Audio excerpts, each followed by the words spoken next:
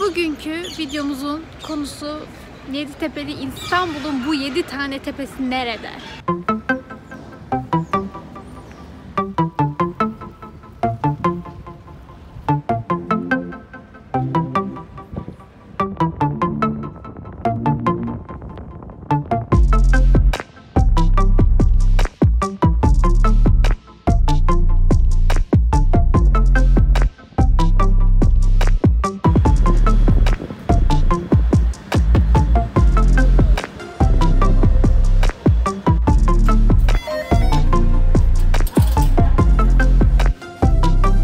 Merhabalar, ben Ege. YouTube kanalıma hoş geldiniz. Bugün yine böyle içime gire çekimler olacak. Çünkü tek başımayım ve kendimi yine kendim çekiyorum. Bugünkü videomuzun konusu Yeditepe'li İstanbul'un bu 7 tane tepesi nerede? Bu 7 tepe nedir? Nereden geldi? Neden bu kadar şehirlere, işte hikayelere, romanlara, şarkılara konu oldu?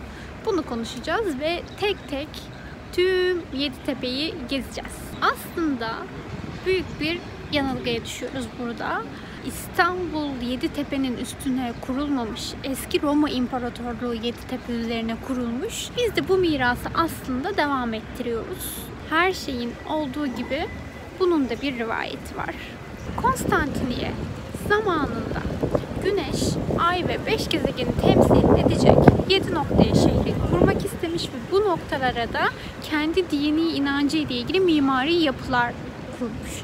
Daha sonra Osmanlı bu bölgeyi ele geçirince, işgal edince aynı bölgeleri korumuş ve her bir tepeye de birer kendi dini inanışını temsilen bir mimari eser koymuş. Ve şimdi hepsini tek tek gezeceğiz. Peki bu rivayet edilen Yeditepe nerede? Suriçi Tarihi Yarımada dediğimiz bölümde kalıyor. Ta Edirne Kapı'dan Sarayburnu'na kadar uzanan üçgen bir bölge oluşuyor. O üçgen bölgeye Tarihi Yarımada, İstanbul'un Yeditepe'si diyoruz. Peki bu Yeditepe'yi nasıl gezebiliriz? Eminönü'nden direkt tramvayla Sultanahmet'e çıkıp ilk noktaya gelebilirsiniz. Ardından diğer tepelere de gidiş yürüme mesafesinde. Şimdi hepsini tek tek birlikte gezeceğiz. Ben nasıl gidildiğini size anlatacağım. Nereleri görmeniz gerekiyor? Hangi yapılar o dönemde bu tepeleri temsilen yapılmış? Bunları anlatacağım. Hadi ilk tepeden başlayalım. Bundan sonraki bölümlerde beni bazen maskeli bazen maskesiz göreceksiniz. Kalabalığa göre değişecek. Şimdiden bunun da bilgisini vereyim. İlk tepemiz Sarayburnu Tepesi. Sarayburnu'ndan başlıyor.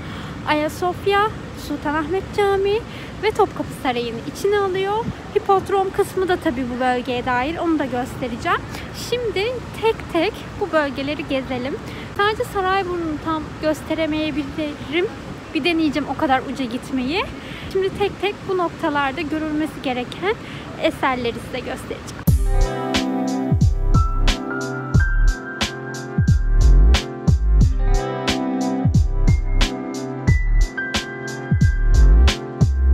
Birinci tepe en başından beri şehrin kamusal merkezi ve bir yandan da kalbiymiş. Hala bu özelliği koruyor baktığımızda. Birinci tepe en yine ben neredeyim? En fazla turist tarafından ziyaret edilen noktalardan biri. Birinci tepedeki tarihi eserler İstanbul Şehri'nin olmazsa olmaz parçalarını oluşturuyorlar.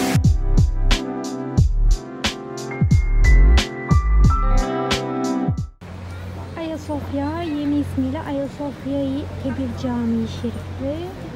Burası yakın zamanda cami oldu ve şu an girişler ücretsiz. Türk olarak başörtüsü almayı unuttum da şu paçavraya, gerçekten paçavra, tülbent diye satıyorlar bunu. 5 TL ödedim arkadaşlar.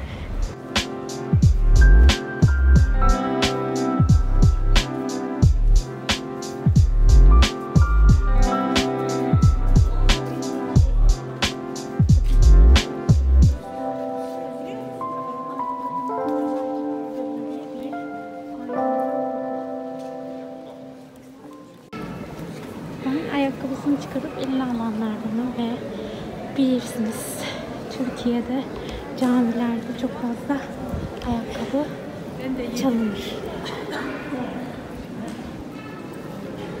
Kadınlar sadece buraya mı girebiliyor? Yok artık.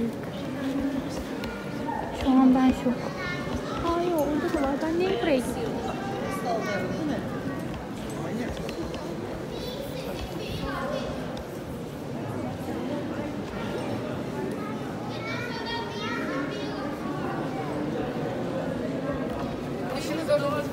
Ve doğru yere girdim.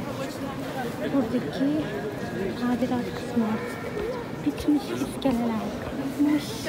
Hala.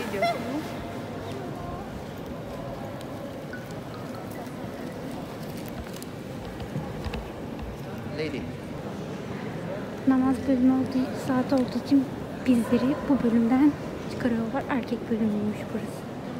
Beni de görün istedim. Burası cami olduğundan beri üst kata çıkış yok.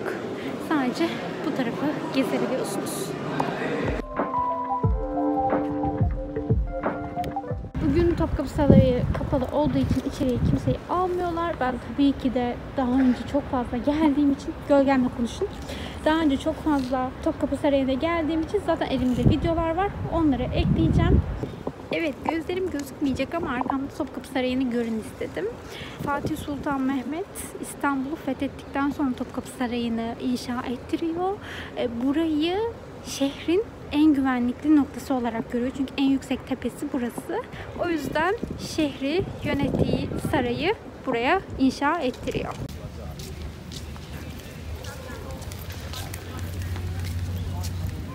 Bab-ı Hümayun Saltanat Kapısı.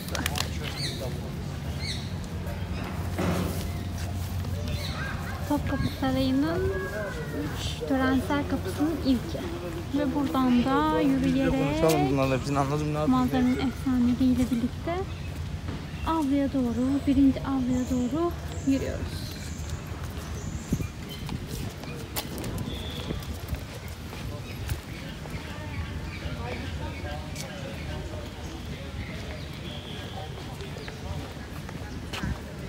Şöyle göstereyim. Şu an buradayız. Yok, hayır.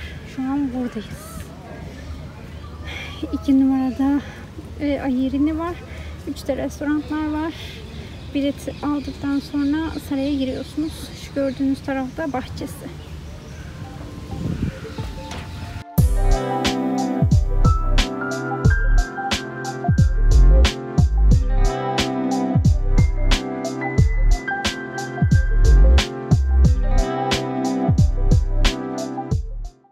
Arkamda Sarayburnu var.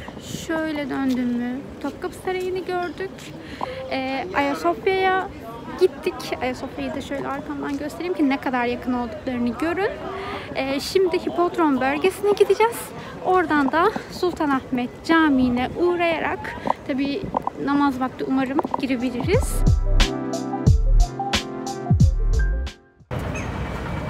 Zamanında bu meydanda bir sürü at yarışı ve gladyatör yarışları olmuş.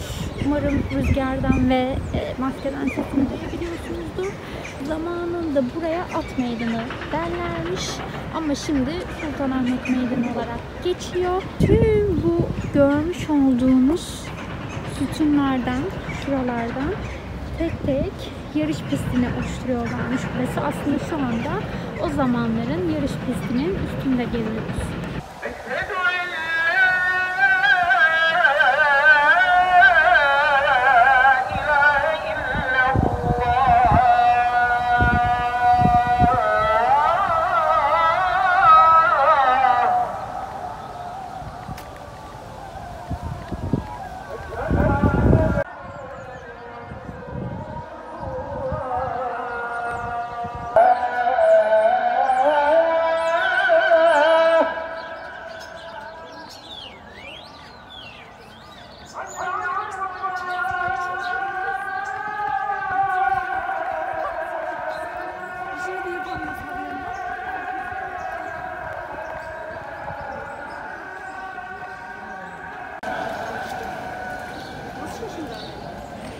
Şu an namaz vakti olduğu için cami kapalı.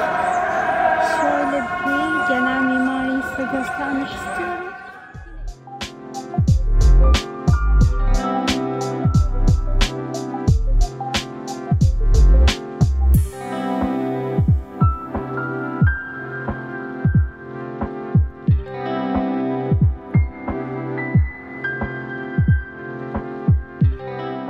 Yeditepe'li İstanbul'un ilk tepesi olan Sarayburnu Tepesi'ni bitirdik.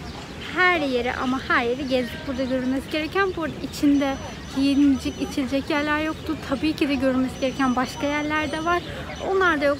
Sırf Yeditepe'li İstanbul, bu isimden dolayı yapılan mimari eserleri gösterdik. Haftaya ikinci tepemiz olan Nuri Osmaniye Tepesi videosu gelene kadar kendinize iyi bakın. Hoşça kalın.